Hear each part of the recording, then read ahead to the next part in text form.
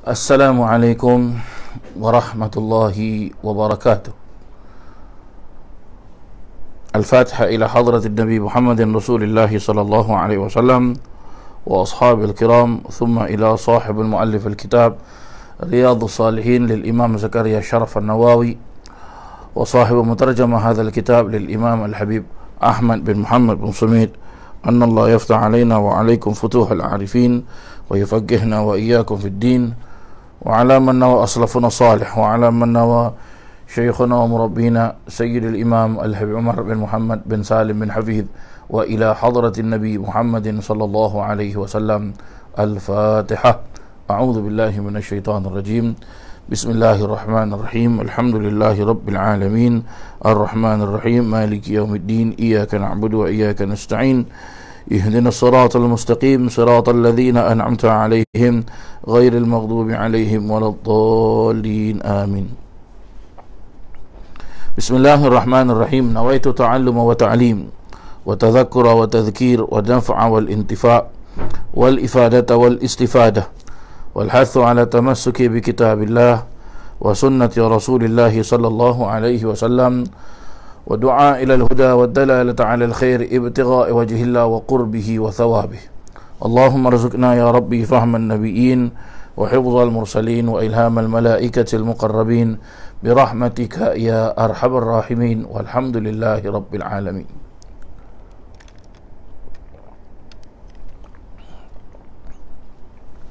Para jemaah muslimin dan muslimat yang dirahmati Allah Subhanahu wa taala. Alhamdulillah, bersyukur kita kepada Allah Subhanahu wa taala.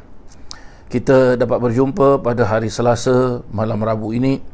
Moga-moga Allah Subhanahu wa taala memberkati kehidupan kita dan merahmati kedua orang tua kita dan juga merahmati semua guru-guru kita dan juga merahmati semua umat Islam, dan moga-moga Allah Subhanahu wa taala mengangkat penyakit COVID-19 yang sedang melanda dunia ini. Amin Allahumma amin.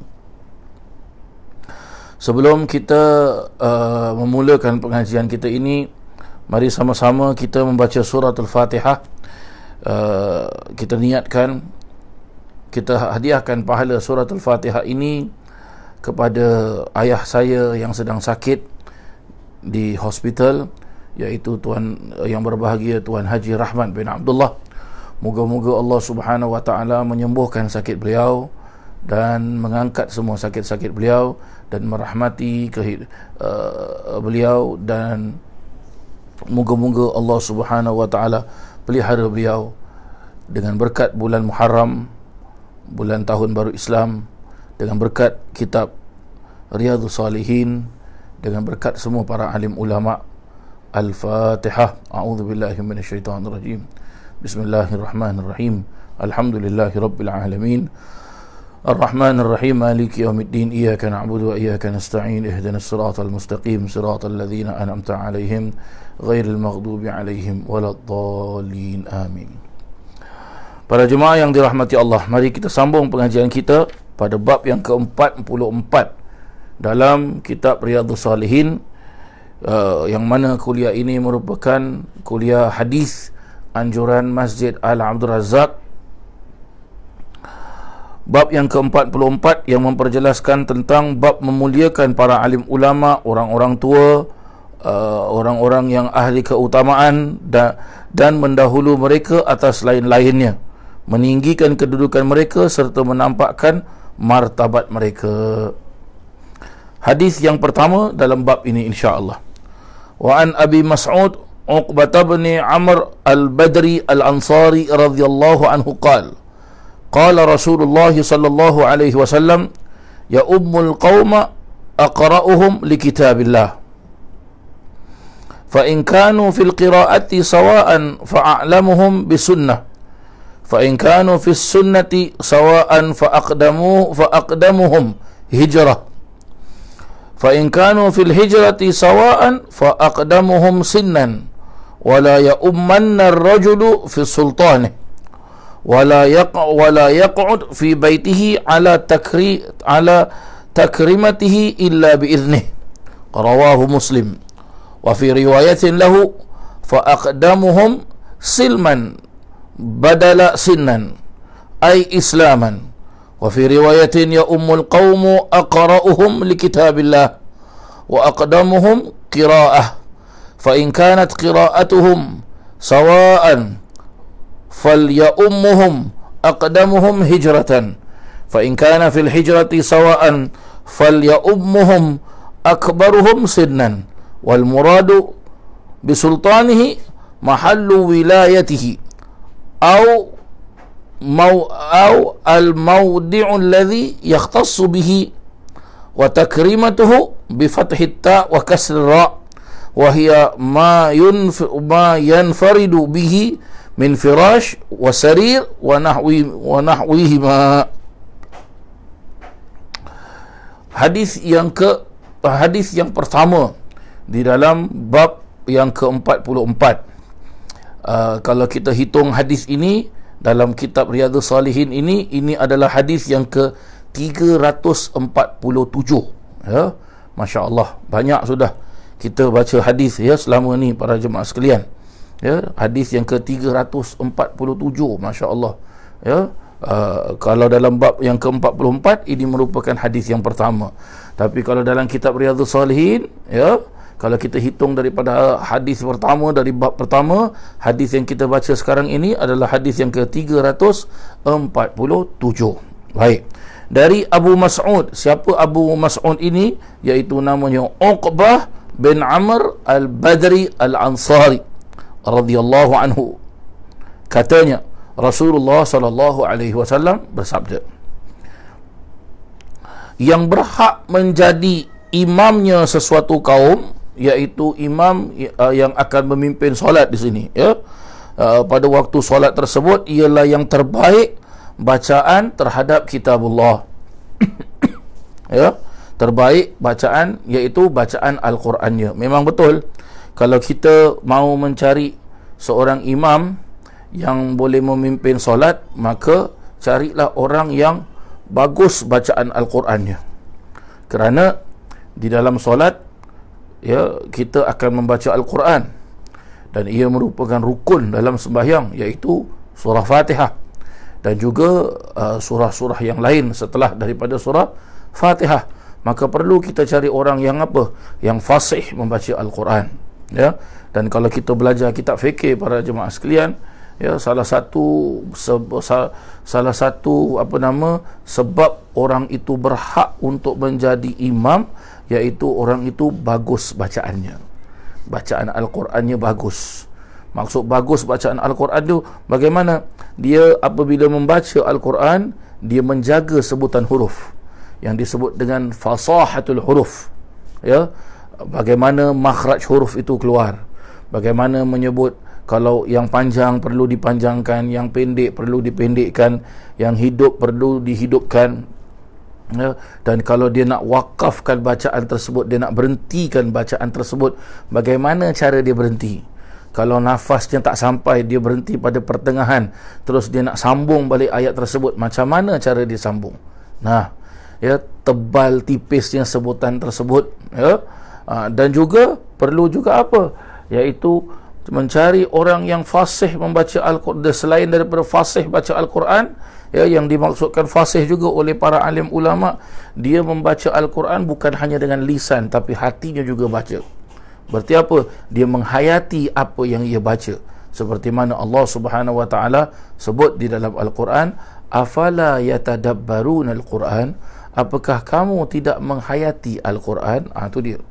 Ya, jadi bila dia baca Bismillahirrahmanirrahim, dengan nama Allah yang Maha Pengasih lagi Maha Penyayang, dia menghayati apa yang dimaksudkan itu. Hakadha, begitulah dia para jemaah sekalian, ya. Dan seterusnya Rasulullah bersabda lagi, jikalau semua jemaah itu sama baiknya, ya, iaitu kalau semua jemaah itu semuanya fasih bacaan Al-Qurannya, maka yang terpandai di dalam sunnah, ya, yang terpandai di dalam sunnah, iaitu hadis Nabi SAW, ya, yang terpandai di dalam apa? Di dalam yang betul-betul mengerti akan hadis-hadis Nabi SAW.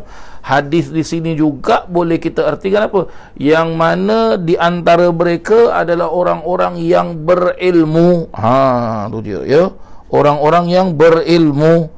Di sini juga ada para alim ulama juga memperjelaskan apa? Di samping orang itu fasih, perlu juga orang itu apa? Faqih. Faqih, apa arti faqih para jemaah sekalian? Dia faham betul tentang ilmu fiqh. Ya, ilmu yang mana memperjelaskan kepada kita cara-cara bagaimana kita beribadah kepada Allah Subhanahu Wa Taala. Kalau kita sebut ilmu fiqh para jemaah sekalian, apa dia?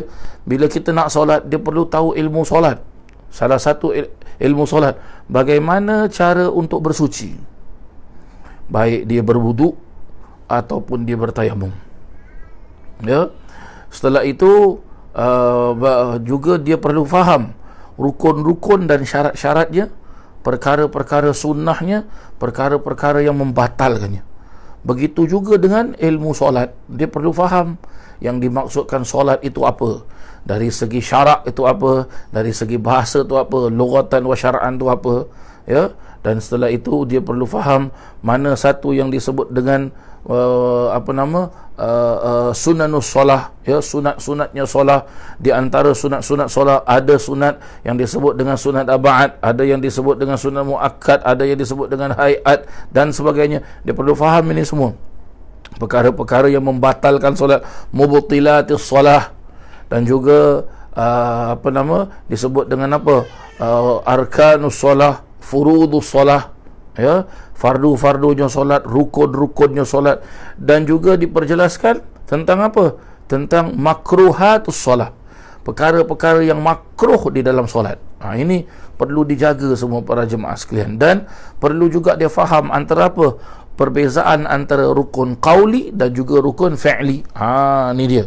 Ya, ini perlu difahamkan para jemaah sekalian. Dia tidak boleh dengar apa, walaupun dia fasih dari segi bacaan Al-Quran. Di sini nanti kita lihat bagaimana Nabi SAW memperincikan orang yang betul-betul boleh ke depan, bagaimana cara dia. Jikalau semua sama, iaitu pandai semua tentang sunnah-sunnah hadis-hadis Nabi SAW, maka yang didahulukan apa? Tentang hijrahnya. Siapa di antara mereka yang dulu-dulu sekali berhijrah? Hijrah di sini apa? Iaitu di antara golongan sahabat-sahabat yang hijrah bersama Nabi SAW dahulu. Ya. Kalau kita pula zaman sekarang bagaimana? Kalau di antara kita-kita ni, ya, hijrah takkanlah kita nak tanya, awak pernah tak hijrah dengan Nabi SAW? Tidak, ya, tidak para jemaah sekalian, ya. Sebab apa? Sekarang sahabat-sahabat semua dah tak ada dah. Sahabat-sahabat Nabi SAW semua dah wafat dah. Jadi bagaimana tu para jemaah sekalian, ya? Kalau dah tak ada, kita pilih di antara mereka bagaimana? Nabi SAW jelaskan apa? Ya, jika hijrahnya juga sama, maka pilihlah di antara orang-orang yang tertua dari usianya. Berarti kita boleh lihat di sini Nabi SAW memperincikan bagaimana orang yang fasih baca Al-Quran, orang yang faham tentang ajaran-ajaran Nabi, sunnah-sunnah hadis-hadis Nabi SAW, ya, orang-orang yang apa? Orang-orang yang terdahulu, ya. Orang-orang tua. Memang kalau kita sebut orang-orang tua, orang-orang terdahulu ni ada disebut di dalam Al-Quran para jemaah sekalian. Apa dia? Allah Subhanahu Wa Taala memperjelaskan firman Allah Taala,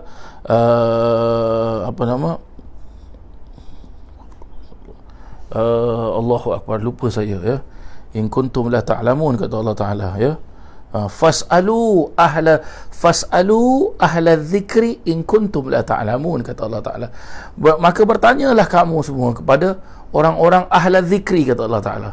Orang-orang kalau ahla dzikri itu betul-betul kalau kita maknakan secara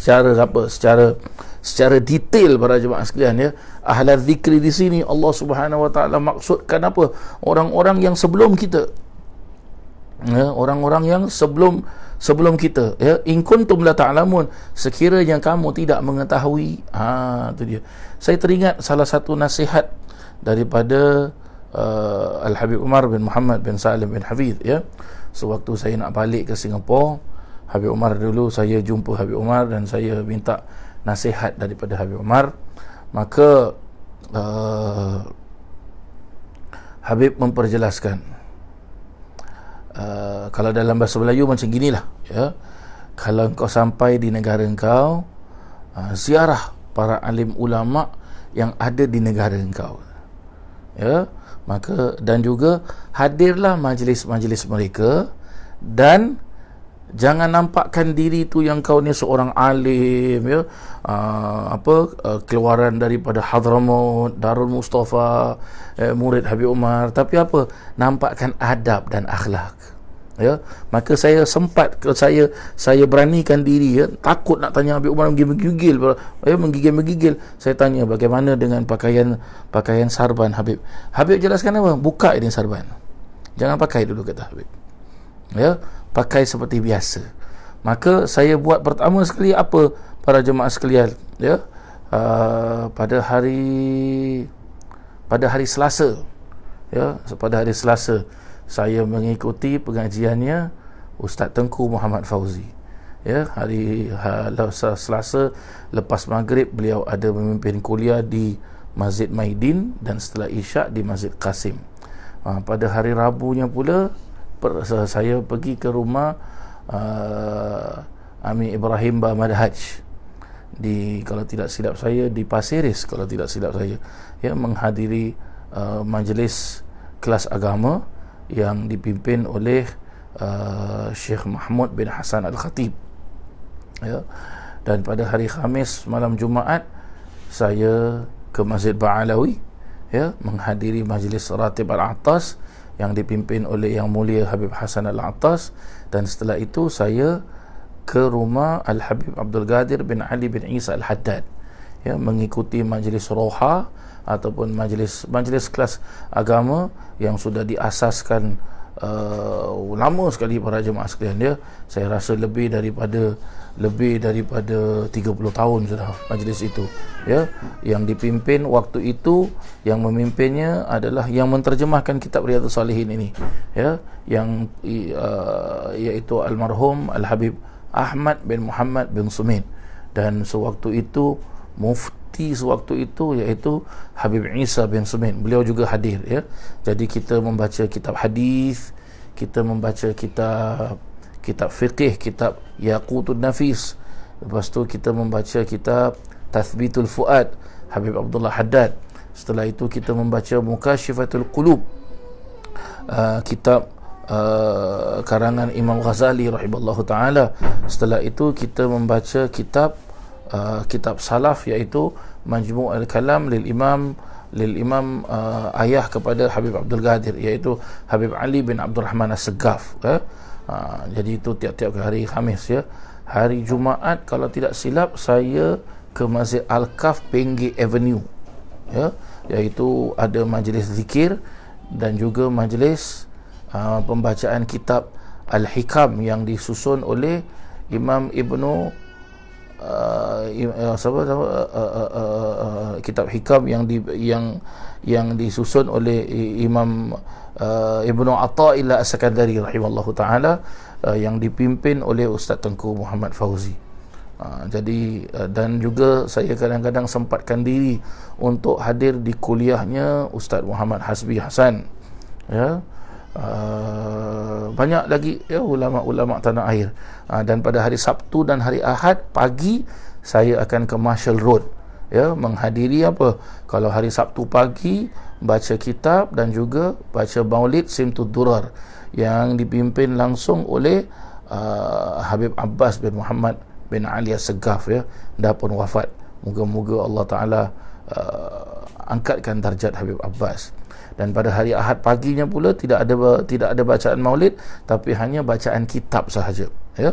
Jadi itulah terisi setiap hari itu para jemaah sekalian, ya, setiap hari. Dan lebih kurang hampir 3 tahun ataupun 2 tahun saya tidak mengajar para jemaah, sebab tak berani, takut nak mengajar para jemaah sekalian, ya. Saya cuma ikut saja mana-mana kelas-kelas para alim ulama ni kita hadir. Ini cara kita menghormati orang tua-tua para jemaah sekalian, ya, menghormati orang tua-tua. Banyak zaman sekarang bukan tak ada ilmu, banyak orang ada ilmu, tetapi minta maaflah para jemaah sekalian, Kebanyakan orang yang ada ilmu balik ke negara, tahu-tahu terus nak buka kelas, nak mengajar, ya. Dan dari segi akhlaqiyah wa adabiyah tu kurang pada jemaah sekalian, ya. Pandai satu ilmu, ya, dan mendengar ustaz ini punya keterangan tak macam hebat keterangan aku, maka ustaz ini tak pandai. Ini salah para jemaah sekalian. Tak boleh kita buat seperti ini, ya. Salah. Ya.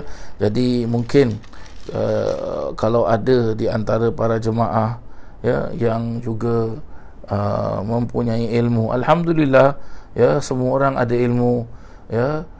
Kita sangat-sangat berharap kita dapat berkongsi ilmu sesama sendiri, ya, sesama antara satu dengan lain. Tetapi bagaimana kita perlu mendahulukan adab daripada ilmu para jemaah sekalian, ya. Sebab adab ni sangat-sangat penting para jemaah sekalian. Adab ini sangat-sangat penting. Sebab Nabi SAW, ya, dalam hadis yang masyhur, diutuskan ke muka bumi ini. Sebelum Nabi mengajar ilmu, Nabi adalah seorang yang memiliki adab yang paling tinggi, yang paling sempurna, ya, yang paling mulia, ya, Nabi SAW. Sampai di dalam Al-Quran Allah Ta'ala sebut tentang Nabi SAW, wa innaka la'ala khuluqin azim, dan sesungguhnya engkau wahai Muhammad, ya, akhlakmu, budi pekertimu itu tinggi, ya. Wa innaka la'ala khuluq, la'ala kata Allah Ta'ala, tinggi sekali tu, khuluqil azim. Khuluq itu daripada perkataan pluralnya akhlak, ya, semua sopan santunnya Nabi SAW, sopan santunnya manusia semua ada pada Nabi Muhammad SAW. Dan juga Nabi SAW bersabda tu apa? Bersabda, innama bu'ithu liutammima makarimal akhlak, sesungguhnya aku itu diutuskan untuk menyempurnakan akhlak. Berarti apa? Boleh kita faham di sini, kalau Allah tak utuskan Nabi SAW, maka kita pun tidak berakhlak. Alhamdulillah. Maka kita pun tidak berakhlak para jemaah yang dirahmati Allah. Ini perlu kita ingat. Dan Nabi SAW juga pernah bersabda, bagaimana Nabi bersabda, sesungguhnya aku itu diutuskan sebagai apa? Mualliman, sebagai seorang guru. Aku tidaklah diutuskan sebagai la'anan, seorang pelaknat. Tu dia, ya. Jadi bagaimana, walaupun kita itu mempunyai ilmu, kita menyebarkan ilmu, tapi cara untuk kita menyebarkan ilmu itu pun perlu dengan akhlak.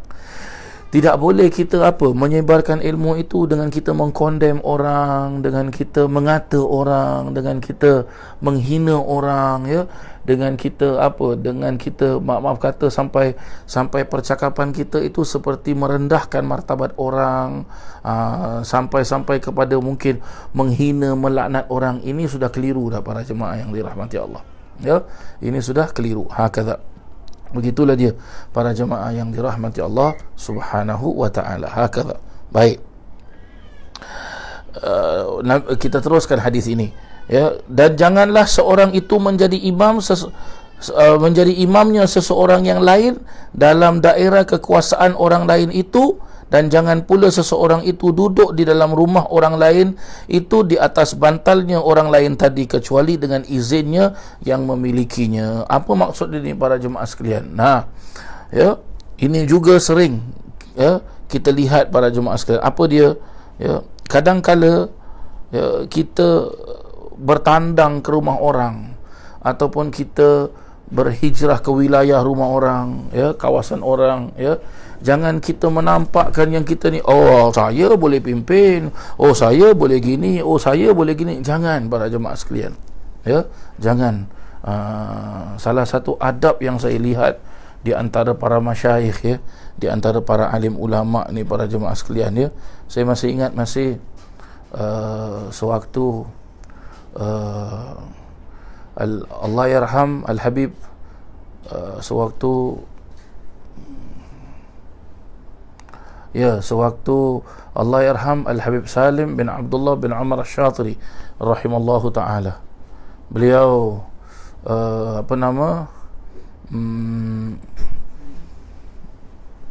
datang ke Singapura,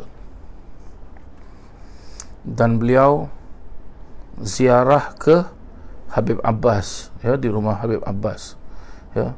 Habib Abbas sudah dikasih tahu yang Habib Salim akan datang, maka disiapkanlah, ya, dengan segala persiapan. Maka bila dikasih tahu Habib Salim sudah dalam perjalanan, maka Habib Abbas bangun. Saya masih ingat Habib Abbas bangun, ya. Sebelumnya tu saya dapat telefon, ya, memperjelaskan, Hasan, labbaik Habib, besok datang sini, ya, Habib Salim Syatri mau datang. Baik Habib. Jadi saya datang. Bila saya datang sana, bila Habib Abbas bangun, ya, Habib pun pusing. Habib pun tengok saya. Hasan, sini, dia kata. Habib panggil saya. Mari kita diri dekat depan sana adalah. Jadi kita keluar daripada rumah Habib Abbas sampai ke pagar rumah Habib Abbas, tunggu Habib Abbas dengan tongkatnya berdiri, ya. Sampai nak dibawakan kerusi duduk, kata Habib, tak mau gini, tak mau. Sampai Habib penat, no, jangan, kata, la, kata, tak mau. Sampailah tu datangnya Habib Salim. Bila datang Habib Salim, maka keluar Habib Salim daripada kereta tersebut bercucuran air mata, nangis. Kedua-dua ulama ini nangis, para jemaah sekalian. Saling berangkul antara satu dengan lain, ya. Saling bersalaman antara satu dengan lain. Dan bila nak masuk ke rumah itu, saling berpimpin, ya, berpegang tangan mereka. Subhanallah, tak nampak kita akhlak seperti ini. Allahu Akbar. Pimpin tangan mereka sampai masuk ke dalam rumahnya Habib Abbas. Bila sampai di depan pintu, Habib Abbas mempersilakan Habib Salim masuk. Habib Salim tidak mau melangkah. Habib Salim menjelaskan, Fadal, hadha baitak wilayatak, ini rumah kamu, ini adalah wilayah kamu. Habib Abbas nangis, la, Fadal Habib, Fadal, ya. Mereka menolak antara satu dengan lain, maka mereka pun akhirnya masuk. Bila masuk, Habib Salim masih diri, ya, tidak mau duduk. Habib Abbas pun diri, tidak mau duduk, para jemaah sekalian, ya. Habib Abbas sampai jelaskan, Fadal, silakan duduk. Habib Salim bilang, Fadal. Mereka mempersilakan antara satu dengan yang lain. Masya Allah. Adab ini susah, para jemaah sekalian, yang kita nak nampak zaman sekarang ni susah. La ilaha illallah Muhammad Rasulullah, ya. Sampai barulah bila Habib Abbas duduk, barulah Habib Salim duduk. Nah, ini betul, tepat apa hadis Nabi SAW yang jelaskan ni, ya. Sangat-sangat terperinci, sangat-sangat tepat, para jemaah sekalian, ya. Nabi SAW mengajarkan kepada kita adab, akhlak. Begitu juga, ya, begitu juga para jemaah yang dirahmati Allah, ya. Allahu Akbar. Baca hadis ini teringat, para jemaah sekalian, kisah-kisah dia. Subhanallah, la ilaha illallah Muhammad Rasulullah. Maka begitulah kita sehendaknya, para jemaah sekalian, bila kita bertandang ke tempat orang, ya, ataupun kita pergi ke negeri orang, jangan kita minta diri kita itu disanjung oleh orang, dihormati oleh orang, ya. Dan kalau diminta untuk jadi imam, jangan. Kasihkan orang yang selalu memimpin solat tersebut, silakan. Melainkan orang itu, ya, orang itu sendiri, apa, ya, sewaktu saya ingat, sewaktu saya masih bertugas bekerja di Masjid Al-Ansar, waktu Habib Umar datang ke Masjid Al-Ansar, ya, maka saya pun menjelaskan dengan Habib, Fadal jadi imam, Habib, silakan Habib. Kata Habib, wainal imam ar-ratib, kata Habib, mana imam yang selalu pimpin, yang imam yang sudah ada, kenapa dia tidak datang? Saya bilang, Habib, yang sebenarnya hari ini giliran saya jadi imam, Habib. Kau enta ta'um. Terus saya bilang, la Habib, saya nak berkat Habib, Fadal Habib. Baru Habib ke depan jadi imam. Subhanallah, la ilaha illallah, ya. Kata begitulah dia. Akhlak ni, para jemaah sekalian, sangat-sangat penting, ya. Akhlak ni sangat-sangat penting, sangat-sangat penting, ya. Zaman sekarang orang sudah tidak mengutamakan akhlak. Ini masalah besar, para jemaah sekalian. Orang sudah tidak mau mencerminkan akhlak, tidak mau mementingkan akhlak. Ini problem, sangat-sangat problem lah, para jemaah sekalian. Seharusnya kita mengutamakan akhlak, mengutamakan sopan santun, ya. Tapi orang zaman sekarang, wala haula wala quwata illa billah, Sebab itu tadi saya jelaskan, ilmu zaman sekarang banyak ilmu zaman sekarang bertaburan sana dan sini, tetapi barakahnya tak ada. Barakahnya hilang. Kenapa barakahnya hilang para jemaah sekalian? Sebab adabnya dan akhlaknya tu hilang, tak ada. Akhlak anak pada orang tua banyak yang kurang, tak ada. Orang tua yang menunjukkan akhlak kepada anak-anak pun kurang. Akhlak anak murid kepada guru pun tak ada. Anak murid anggap guru tu seperti kawan. Adab guru kepada anak murid, guru tu patut didik anak murid. Tapi problemnya zaman sekarang tu apa? Guru tu, ada sebagian guru dia sayang anak murid dia lebih daripada anak kandungnya sendiri, sampai dia manjakan anak murid tu. Anak dia sendiri dia tak manjakan. Sampai ada guru tu memanggil anak murid tu apa? Wahai anak aku, ya waladi. Tapi anak murid tu bilang apa? Oh, tengok guru aku dah panggil aku anak tau. Jadi apa? Dia pun anggap, ini bapak aku nak pekik ke dia pekik lah. Habis para jemaah sekalian. Akhlaknya tak ada, tak boleh. Salah tu para jemaah sekalian. Zaman sekarang, Allahu Akbar, la ilaha illallah, ya. Yang muda tidak menghormati yang tua. Yang muda kalau jumpa yang tua pun salam, cium tangan pun tak nak, ya. Setelah itu bagaimana? Yang tua pun tidak menunjukkan akhlak yang baik kepada yang muda. Bagaimana? Tu problem tu para jemaah sekalian, ya.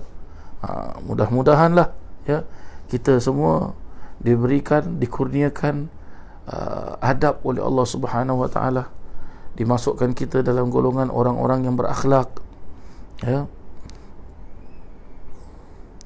Dan mudah-mudahan kita dapat mewarisi akhlak-akhlak yang tata krama, sopan santun yang diajarkan oleh orang-orang tua kita terdahulu.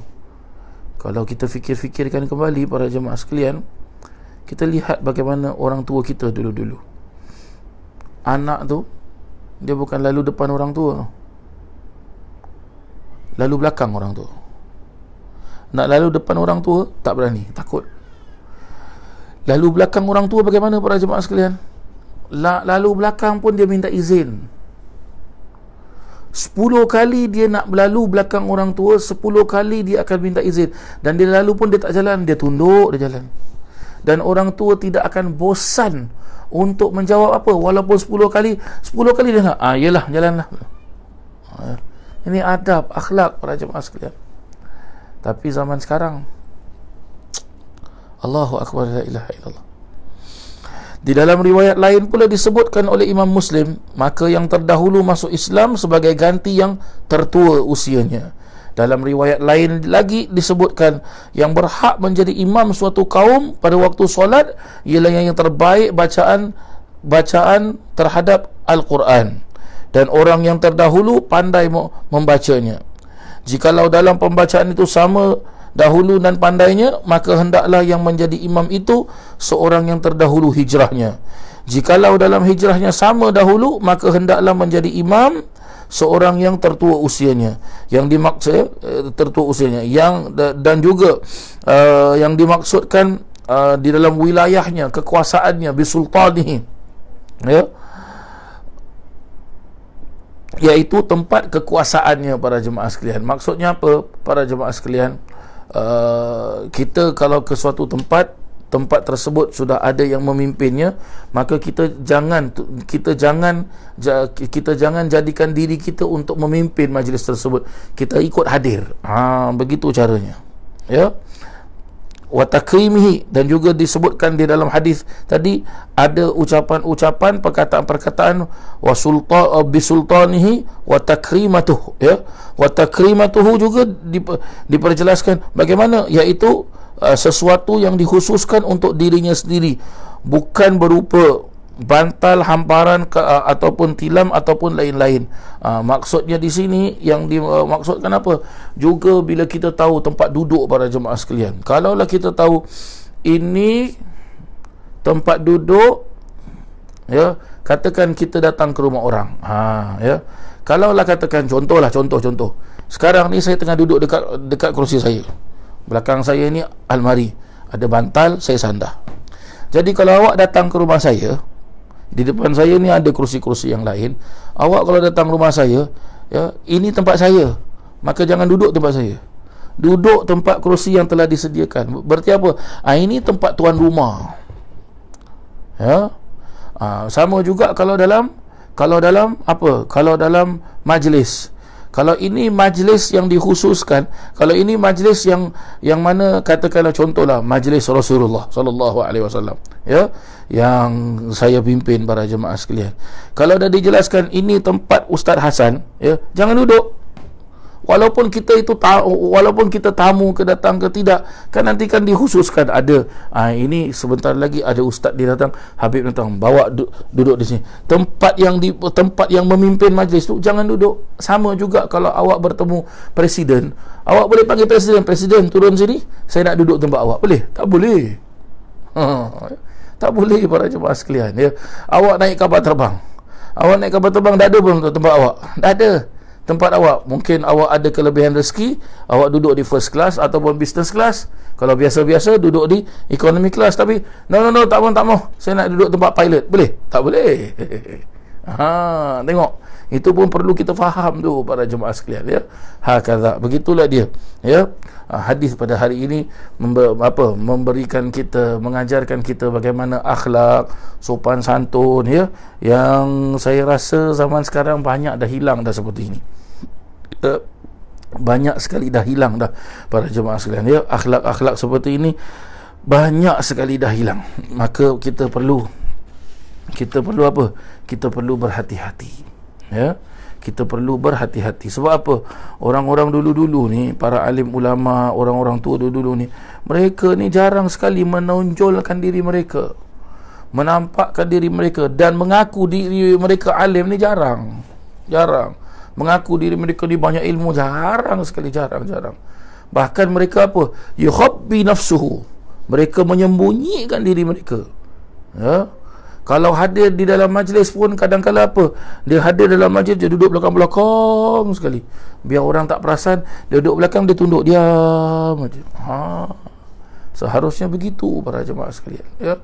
Seharusnya begitu. Tapi itulah orang-orang zaman sekarang suka apa kata orang kita nak bilang, ya, suka populariti. Ya, suka disanjung-sanjung tu suka, ya. Padahal dia menyanjung orang dengan kita memuliakannya, dengan minta disanjung, ini tak sama para jemaah sekalian. Tak sama.